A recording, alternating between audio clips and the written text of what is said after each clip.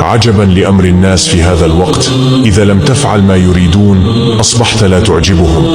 نحن لا نحتاج مزيدا من المعارف ولا مزيدا من الكلام، كل ما نحتاجه هو قليل من القلوب الصادقة فقط. يبدع الإنسان في انتقاد الآخرين ولكنه أعمى عن سلبياته. أصعب شيء في الحياة أن تجد نفسك مجبرا على تجاهل أشخاص كانوا في السابق أجمل اهتماماتك.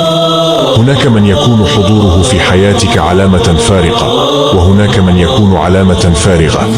كلما عاشرت الناس ازددت يقينا أن الأخلاق مثل الأرزاق تماما. البعض إذا وجد من يسعده اليوم نسي من أسعده بالأمس. ما يضيع العلاقات الجميلة بين البشر هو الفهم الخاطئ وامتزاجه بالكبرياء. إياك أن تؤذي نفسك بالصبر على علاقات كثيرة الشدة، كثيرة الاستفزاز، مليئة بالوجع وسوء الظن. تعيش عمرك كله تلهث للتبرير وإثبات براءتك. العلاقات لم تخلق إلا من أجل أن نسعد بعضنا البعض.